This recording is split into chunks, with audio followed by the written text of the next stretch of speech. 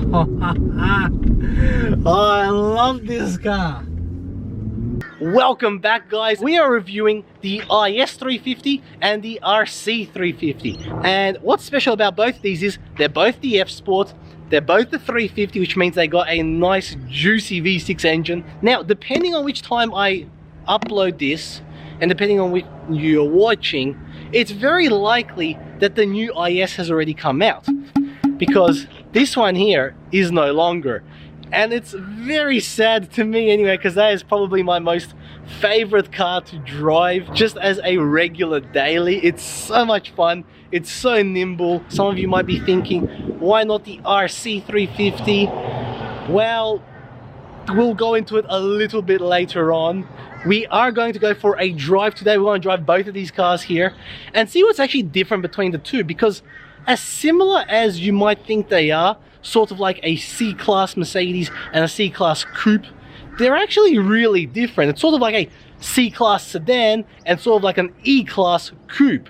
And that's where things get a little bit interesting. So guys, let's start off with the styling. And I absolutely love the IS. An awesome looking sedan with some very sharp lines, but also some real nice edges, sort of like these wheel arches, which just come sticking out even at the back and the front. And the front just looks so... there's no words that can describe that. And here is the RC from the outside, and the RC is just that little bit more upmarket, and especially since they've updated to this new shape, it definitely looks the part. Now, they both have LED lamps, LED lights, adaptive cruise controls, both got the checkered grills. Now, something which the IS has, which is really nice, is the grille extending out to the left and the right. However, the RC has these really cheap plasticky looking plastics, which just don't look as good as these little vents here. Now, something to show you is these little air pocket vents here, and you might not be able to see through there, but that actually has to do with the cooling of the tires. So I'm not sure if you can see that little vent there that comes out from the front to your tires, and it's the same thing with the RC. Now, if we come here to the side, you can see that the RC has some massive wheels. So they're 19-inch, whereas the IS is 18-inch. And it has just some very nice curves, this thing. They've really done it well. It's got a really nice big bonnet, and not too big, which is intimidating to drive, because with the seating position, it actually sits really high.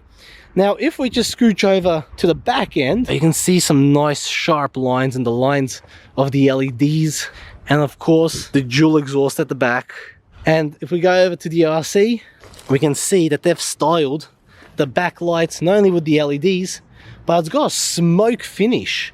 So it's got smoke style tint on it, just to make it look a little bit darker. And again, it's got those cheap plasticky looking vents there, and again, dual exhaust at the back. Now, just to compare boots, as you can see, the RC actually has a huge boot. And if we were to go to the IS, again, a really sizable boot here. Now, if we were to look at the inside, and the RC has a really nice finish on the inside. And these really sporty bucket seats.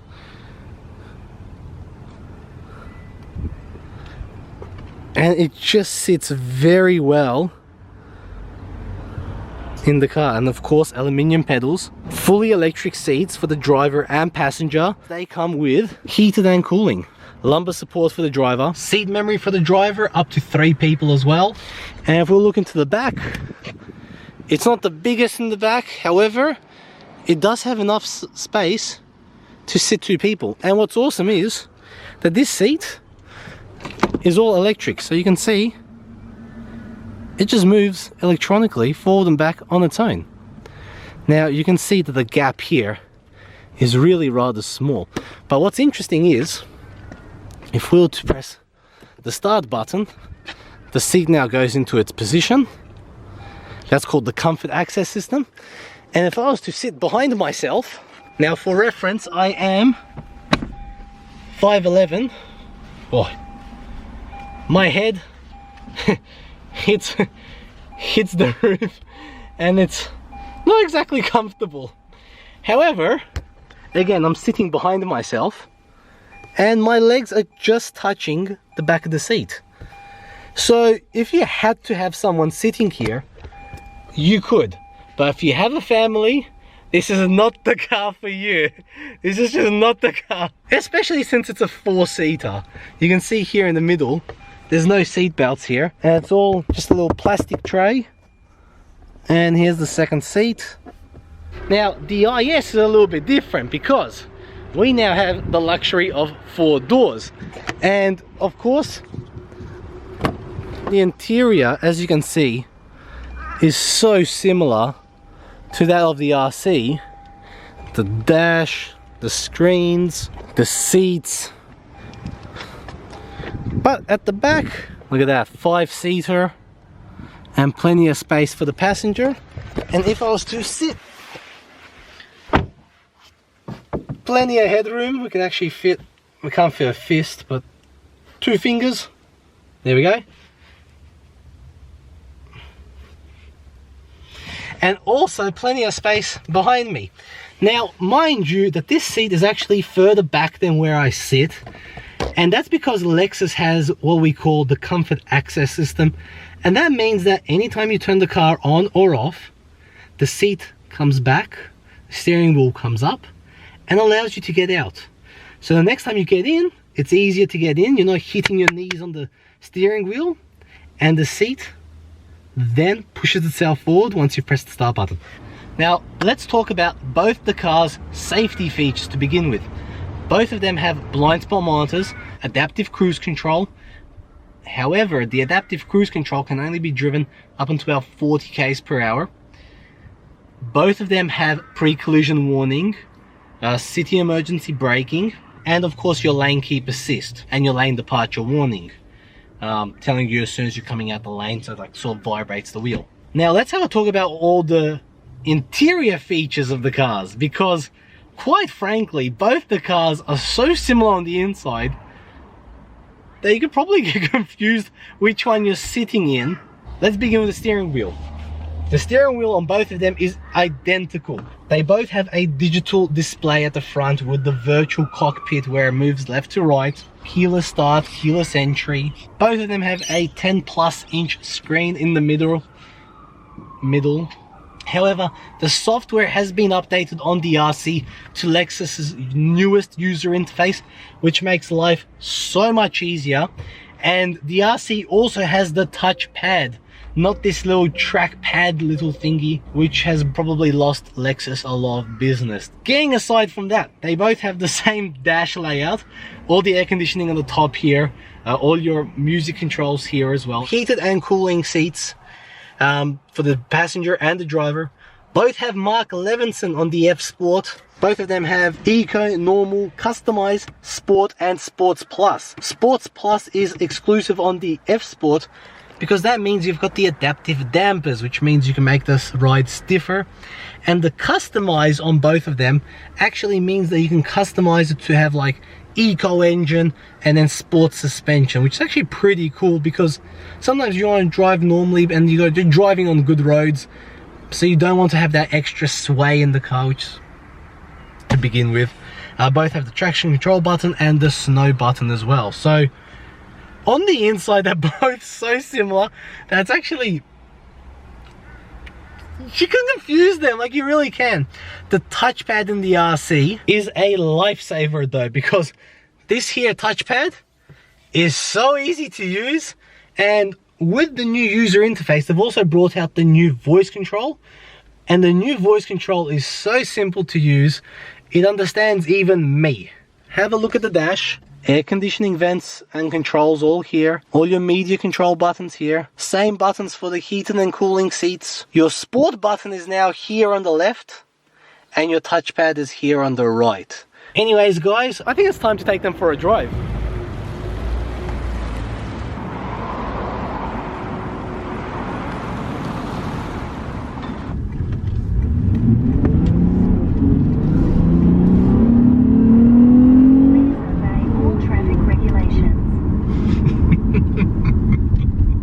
Okay, so now we are driving the RC350, and if you've actually watched my individual review on this car, you'll know that I actually really like this car, and that's because it's so multi-dimensional. It's a sports coupe, yet it drives like a regular car. Both cars have a 3.5 naturally aspirated engine. That means there's no turbos, no superchargers. It's just you and the motor, which is a fantastic feeling. It's a very hard revving engine, meaning that you get 232 kilowatts of power at maximum revs, which it revs out to about 7,000 RPM, and also the torque, which is 380 Newton meters of torque. That's pushing power that gets you up to that speed. It's also, again, at very late RPMs, at 4,800 RPMs to get that maximum torque. So you really gotta rev the car hard to get all the power out of it, because when you're just cruising along, and even if I push it a little bit harder, it doesn't feel like it wants to go. So what you actually have to do is, and we'll slow down here, is gear down.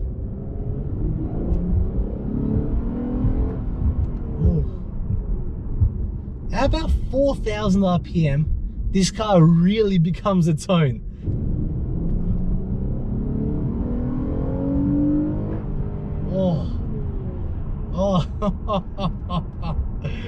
Oh, it's so good. Like, come on. We just don't get these V6 engines anymore. Like, look at this, we're driving 70 on this road, and it's smooth, and it's comfortable, and there's no extra bumps where there shouldn't be, and we're riding on pretty big tires as well. We're riding on 19-inch wheels, and if you do want it to be harder, you can go whack it to the right. Okay, that's now in sports mode. You can feel a downshift. That's now in sports plus, and that means every little bump we shall feel. And when we go around this corner, whoa, that was very rocky. That was very rocky. It just grips. Now, let's actually talk about the handling. We were alluding to this earlier. What this RC has is rear wheel steering. Yes, that's right. Rear wheel steering. Which means that if I turn this corner harder, it's just going to turn. You've never heard of this term. What rear wheel steering means that your back wheels actually turn as well. They turn with you when you're turning. So they turn in the opposite direction. So if I'm turning to the right, so if I'm turning now to the right, the back wheels are turning to the left, meaning that the wheels turn in opposite angles. Now obviously it doesn't turn as much as my front wheels turn. They can only turn ever so slightly, but that little slight steering in the back wheels creates a sensation which does actually take some time to get used to, because it's very unnatural. Because like you turn and it's sort of like your whole car's turning with you, and it's a really hard feeling to explain.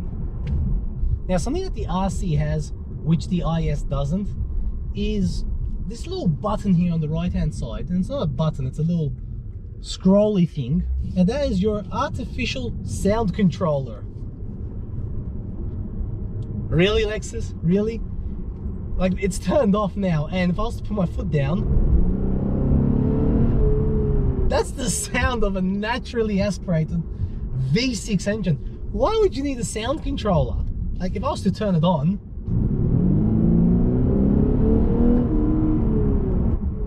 it doesn't actually make much of a difference. Why do we need it? Oh, it's so much fun. Now, a few things I don't like about the RC is I don't get to sit really low in it. Like, what I mean by really low in it, I don't want to kiss the floor. I'm not expecting Lambo style seats in here. but I really would like to sit just a little bit lower, just to feel that sensation, because I feel very high up here, sort of like just a regular car. All these buttons on the steering wheel and this little knob for the cruise control, they really should have gone to their new system with having the cruise control on the steering wheel. That would have made a lot more sense. But these are all really minor things, because the way this car drives, the way this car feels, it's just oh, it's just such an awesome car to drive.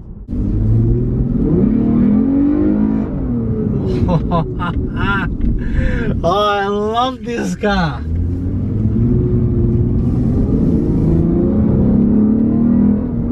You see that? Just after 4,000 RPM, it's like, it just becomes its own animal. It's an animal, this thing, it really is. Now, if you haven't already noticed, we are now sitting in the IS, and maybe you noticed because the camera's moved, but otherwise it's all the same inside. But anyways, we are now driving the IS, and it's got the same engine, same 3.5 liter V6 engine, 232 kilowatts, 318 Newton meters of torque. They're both 8-speed automatics, which means actually up on the highway they are so efficient. This one here is rated at 9.5 liters per 100, and what's interesting is on the RC they were actually able to make it more fuel efficient at 9.1, which doesn't make sense to me. Let's go 0 to 60. Oh, it just flies. So anyways, 0 to 100 is 5.9 seconds. And it's not a push you back in the seat sort of acceleration, but yeah, you feel it. You definitely feel it. It's nice. It's very nice. Now, one of the things that I don't like about the IS, the same thing, all these buttons on the steering wheel, and actually, there's nothing else which I don't like about this car. Actually, I love everything about it. I like this leatherette here on the dash here. I like how the screen goes, like it's in the dash, it doesn't stick out. Like the new IS, I've seen the photos, I've seen the videos, and it's gonna be sticking up out of the dash, and I don't know how I feel about that. This clock, this silly little clock here, I like that too. It's different. And something which I like on both of the cars is this really nice soft material. Like something that Lexus do, and this is something I really appreciate, is they go into details, refinements. They make sure that everything is how you'd expect it to be. Now, let me go into a bit of detail as to why I love this car. It's just this feeling I get when I'm in a sedan. It's the shape of the car, it's the extra space, but also the reason I love the way this drives better than the RC is because it's more car. Like, I don't have to explain it. It's more car, less technology. Like that rear wheel steering, that's awesome if I was racing every single minute of every day. That's great, but I'm not, so I don't want it. I want more of that natural feeling that you get. And yes, I understand to most of you they'll be saying,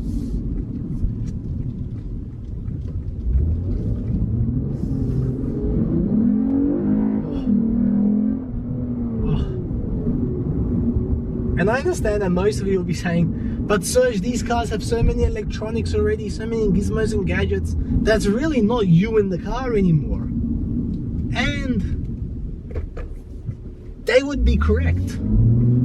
But it's just, I want to feel as natural a car as I can feel. I want to feel the directness, the responsiveness of that. It's more of what I've grown up with than it is what's the better car. Because if you were to ask me what's the better car, it's the RC. It really is. If you don't need the 4 doors and you don't need the 5 seats, The RC is the better car. But would I buy it? No. I love the IS. I love the way it looks. I love the way it handles. I love the way I feel in it. I love the way when I jump into it, I get that sensation. It's just me.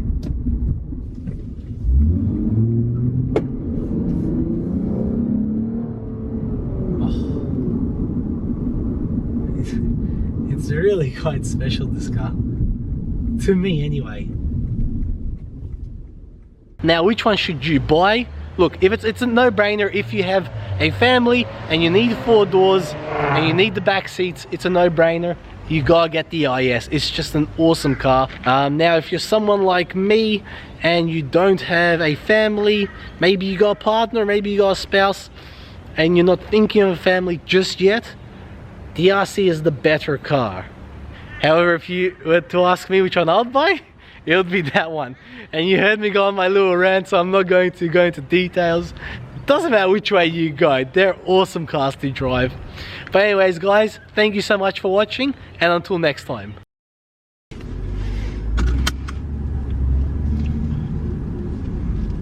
I'm pushing my head to the side like I have hair.